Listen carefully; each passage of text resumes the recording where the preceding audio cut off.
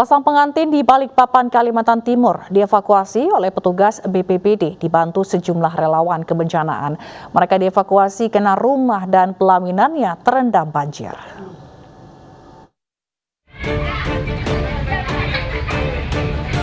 Sepasang pengantin ini harus dievakuasi petugas BPBD Kota Balikpapan dibantu sejumlah relawan kebencanaan karena rumah dan lokasi pelaminan terendam banjir setinggi setengah meter. Pengantin ini dievakuasi menggunakan perahu karet ke lokasi lebih aman yang jaraknya 30 meter dari lokasi banjir. Banjir merendam sejumlah titik di kawasan calon penyangga ibu kota negara baru ini usai hujan deras mengguyur sejak Minggu dini hari. Sudah mulai gerimis dan beberapa menit hujan deras. Jam 6 ya kelihatan mulai naik ya. Tadi BPBD tiba-tiba muncul. Naiknya ini banjirnya sekitar jam setengah 8 tadi baru naik ya. Sudah mulai mau naik. Acara resepsi pun kembali dilakukan setelah banjir perlahan surut. Dari Balikpapan, Kalimantan Timur, Mukmin Aziz, iNews melaporkan.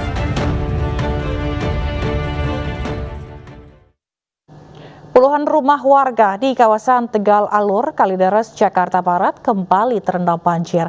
Terhitung sudah 3 hari banjir di wilayah itu tak kunjung surut.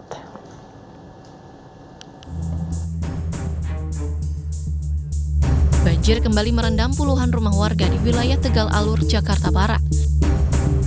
Sebelumnya kawasan ini telah terendam banjir sejak Jumat lalu. Banjir sempat surut namun ketinggian air kembali naik pasca hujan deras malam tadi. Hingga siang tadi, puluhan rumah warga masih tergenang setinggi 20 hingga 30 cm. Mayoritas warga memilih bertahan di hunian mereka untuk menjaga perabotan dalam rumah. Dari hari Jumat dimulai sampai saat sekarang nih. Kemarin semalam udah kering, ditambah lagi baru tadi nih jam 7-an lah tadi tambah lagi nih begini nih. Warga berharap pemerintah dapat memberikan solusi permanen atas banjir yang kerap melanda wilayah mereka. Banjir di lokasi ini disebabkan hujan deras yang menyebabkan debit air di Kali Semongol yang meluap ke permukiman warga. Dari Jakarta, Nasta Syafrina, Leman Indra Purnama, iNews melaporkan. Banjir di Pekalongan, Jawa Tengah menyebabkan puluhan lansia dan balita dievakuasi dengan perahu karet. Banjir juga menyebabkan 300 rumah warga terendam air setinggi 1 meter.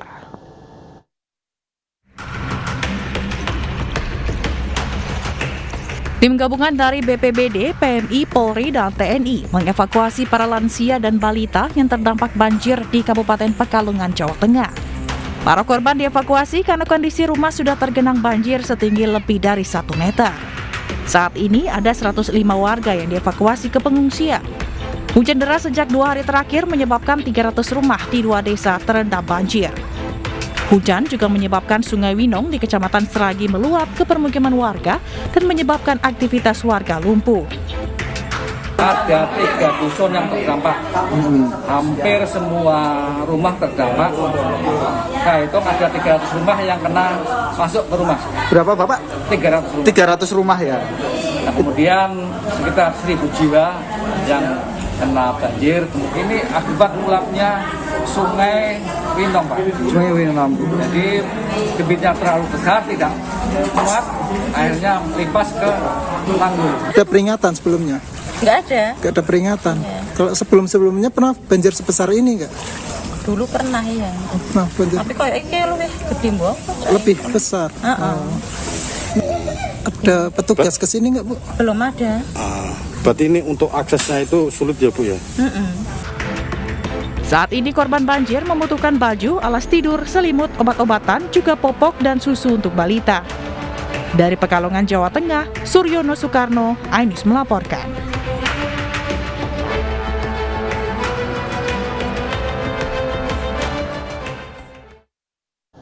Banjir juga merendam 6 desa dan ruas jalan provinsi di wilayah Bengkulu Tengah, Bengkulu. Banjir disebabkan meluapnya sungai air Bengkulu karena hujan deras sejak 2 hari terakhir.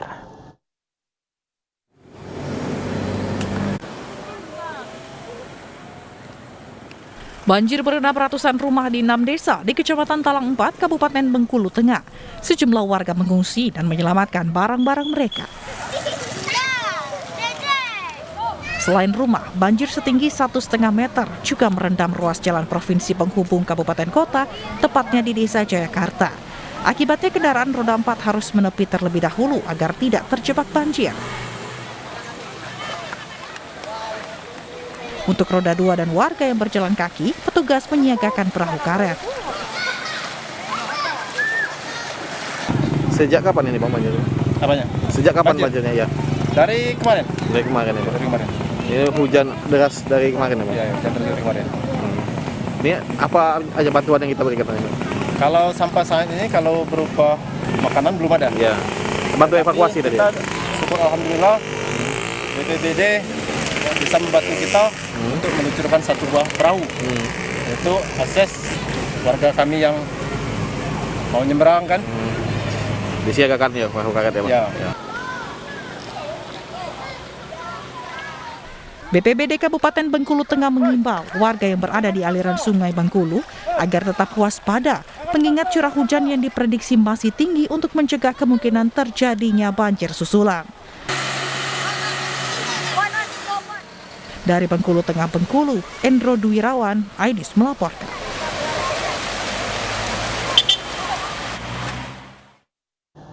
Sementara itu, Pos Pemantau Gunung Api Anak Krakatau menyebut peningkatan aktivitas erupsi Gunung Anak Krakatau dipicu adanya gempa tektonik lokal. Gempa tersebut mengakibatkan terlontarnya material vulkanik dari kawah gunung api.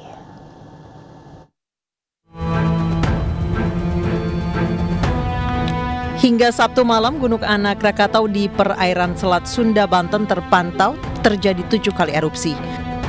Erupsi Gunung Anak Krakatau berupa material abu hingga bebatuan vulkanik dari kawah gunung api sejak 3 hari terakhir. Aktivitas vulkanik Gunung Anak Krakatau meningkat signifikan dari yang sebelumnya hanya semburan gas, kini ditambah material yang membuat erupsi gunung mengeluarkan abu pekat. Erupsi Gunung Anak Krakatau dipicu oleh berbagai jenis aktivitas kegempaan dan gempa tektonik lokal. PVMBG menyebut erupsi Gunung Anak Krakatau adalah hal yang normal untuk pertumbuhan gunung tersebut. Kalau gunung api tidak meletus mungkin ya dikatakan bisa tidak normal, karena gunung itu meletus justru malah bagus daripada hanya diam saja tahu-tahu meletus hebat, jadi bisa istilahnya bisa energinya bisa berkurang. Meningkatnya aktivitas Gunung Anak Krakatau tercatat sejak 3 Februari 2022. Bahkan Gunung Anak Krakatau sempat erupsi dengan menghembuskan abu vulkanik yang mencapai 200 meter di atas puncak atau 357 meter dari permukaan laut. Status Gunung Anak Krakatau berada di level 2 atau waspada. Nelayan sudah seminggu terakhir tidak melaut di perairan Selat Sunda karena meningkatnya aktivitas. Masyarakat dan nelayan dilarang mendekat kawah gunung dengan radius 2 km. Dari Cilegon, Banten, Iskandar Nasution, iNews melaporkan.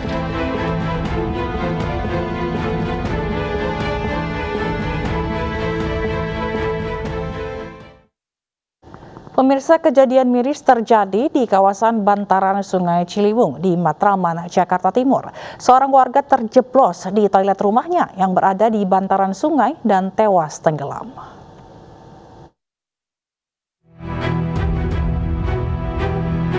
Jenazah Yeni Rosita ditemukan warga Kapuk Muara, Penjaringan, Jakarta Utara sekitar 13 km dari rumahnya di kawasan Matraman, Jakarta Timur.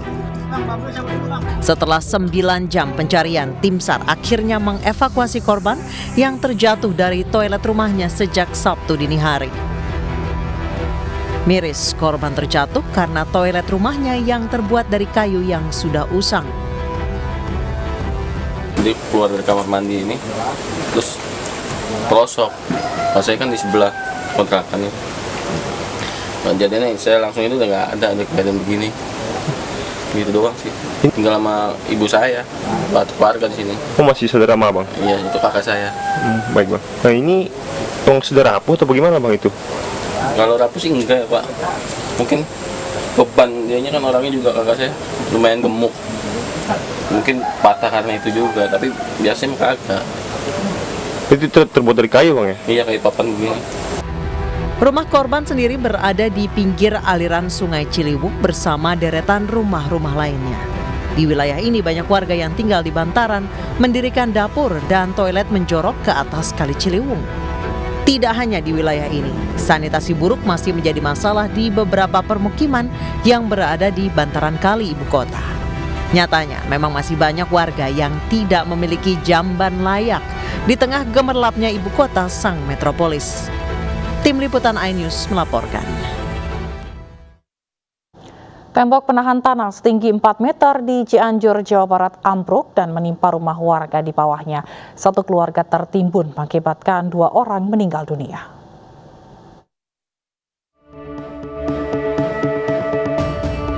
Intensitas hujan cukup tinggi akibatkan tembok penahan tanah setinggi 4 meter di Kampung Bakomi, Kecamatan Sukaresmi, Cianjur, Jawa Barat, longsor dan menimpa rumah warga di bawahnya Minggu dini hari.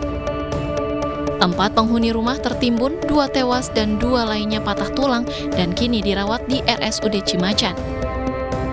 Itu kan semuanya terjadi pondasi menimpa rumah. Ya akhirnya rumah runtuh. Orang-orang rumahnya pada lagi tidur lelap gitu kan, pada tidur lelap, ya mungkin ketimban gitu kan. Makanya semua warga pada turun ke sini, pada turun dievakuasi si korban tersebut. Penghuni yang selamat merupakan orang tua, sementara korban meninggal adalah anak-anaknya yang berusia 11 dan 4 tahun. Dari Cianjur, Jawa Barat, Muhammad Andi Ihsan, iNews melaporkan. Belasan santriwati di sebuah pondok pesantren di Goa, Sulawesi Selatan dilarikan ke rumah sakit akibat mengalami mual dan muntah. Para santriwati ini diduga keracunan makanan usai menyantap hidangan nasi kotak yang dibeli pihak pondok pesantren.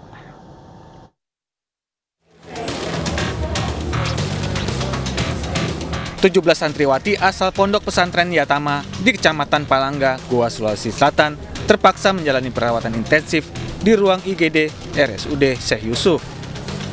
Para korban rata-rata mengalami gejala diare, muntah, serta sakit kepala.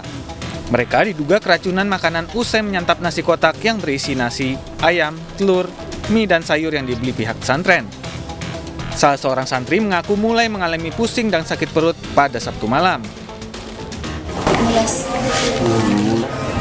Terus apa lagi yang dirasakan? Kenapa? Sakit perut, pusing. Ada berapa orang yang kena? Enggak tahu. Banyak orang. Tapi satu sekolah semuanya. Iya. Apa memang tidak makan adik? Saya dengan mie. Kalau seperti ini biasanya ada masalah di pencernaan. Iya, jadi kemungkinan ada sesuatu yang masuk yang salah begitu, mungkin kandungannya atau isinya lain-lain, makanya menimbulkan gejala seperti ini. Kondisi pasien sekarang Bu, kalau santri ini seperti apa? Rata-rata kondisinya sedang. Datang tadi dengan agak sering muntah-muntah, tapi setelah kita rawat sudah berkurang keluhannya. Saat ini sejumlah santriwati korban keracunan telah diperbolehkan pulang usai menjalani perawatan medis di RSUD Syekh Yusuf. Dari Kabupaten Goa, Sulawesi Selatan, Bukma iNews melaporkan. Seorang pria pekerja kayu di Riau ditemukan tewas mengenaskan dengan kondisi tubuh yang tidak utuh di dalam hutan. Diduga korban tewas dimangsa hewan buas. Seorang operator mesin penebang kayu hutan tanaman industri di Desa Pulau Muda, Kecamatan Teluk Meranti, Kabupaten Pelalawan, Riau, ditemukan tewas mengenaskan dengan sejumlah anggota badannya terputus. Tukiat, 41 tahun, diketahui hilang saat istirahat makan Sabtu siang kemarin. Setelah dilakukan pencarian dengan rekannya, sekitar 6 meter ditemukan celana korban dengan bercak darah. Diduga kuat korban dimangsa hewan buas. Mencari korban dengan dibantu 2 eskavator. Baru jam 17.40 korban ditemukan dengan kondisi sudah meninggal. Kalau dari gambarnya ya, tentunya itu ditekan hewan buas. Jenazah korban pun langsung dievakuasi untuk divisum dan dibawa ke kampung halamannya di Kabupaten Bengkalis untuk dimakamkan. Dari Pekanbaru, Riau, Muhammad Yusuf, iNews melaporkan.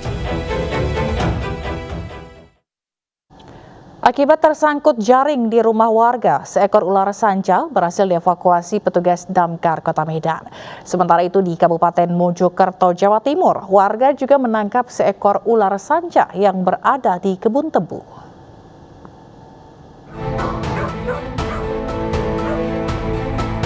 Petugas Damkar mengevakuasi seekor ular jenis sanca kembang sepanjang 2 meter di Jalan Bunga Teratai, Medan, Sumatera Utara. Petugas sempat kesulitan karena badan ular tersangkut di jaring sehingga mengakibatkan punggung ular terluka. Ular kemudian dibawa ke kantor Damkar Kota Medan untuk diobati lukanya dan diserahkan ke kebun binatang. Ibu itu bikin ini bunga itu kan jalannya, banyak jatuh, tapi ular itu terjebak di situ. Pada saat kita mengevakuasinya agak sulit, masalah karena dia terlilit sampai melukai kulit di punggung itu. Jadi kita terpaksa kita potong tali jala itu. Hari itu ya baik-baik aja, cuma luka di kulitnya, sisiknya itulah. Kemungkinan dari sekitar daerah itu kan ada persawahan. Sementara itu, warga desa Jambuwo, Kabupaten Mojokerto, Jawa Timur menangkap seekor ular sanca dari sebuah perkebunan tebu. Meski berhasil ditangkap, ular liar ini sempat melawan warga. Ular pertama kali ditemukan seorang buruh tani saat membersihkan tanaman tebu. Rencananya, warga akan menjual ular tersebut seharga Rp500.000. Lalu kabur, gak berani, lalu mencari yang menangkap yang ahli menangkap ular, dipanggilkannya dia langsung datang. Dari itu ditangkap rame-rame sama warga sekitar, sama semua orang. Banyak yang takut ya. Alhamdulillah ular ini ketangkap.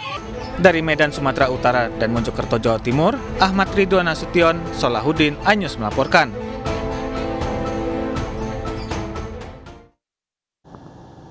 Macan kumbang yang diduga dalam kondisi kelaparan terekam kamera pengawas di kawasan pos pantau lahar Gunung Semeru di Lumajang, Jawa Timur. Diduga satwa liar ini turun gunung akibat habitatnya rusak terdampak erupsi Semeru.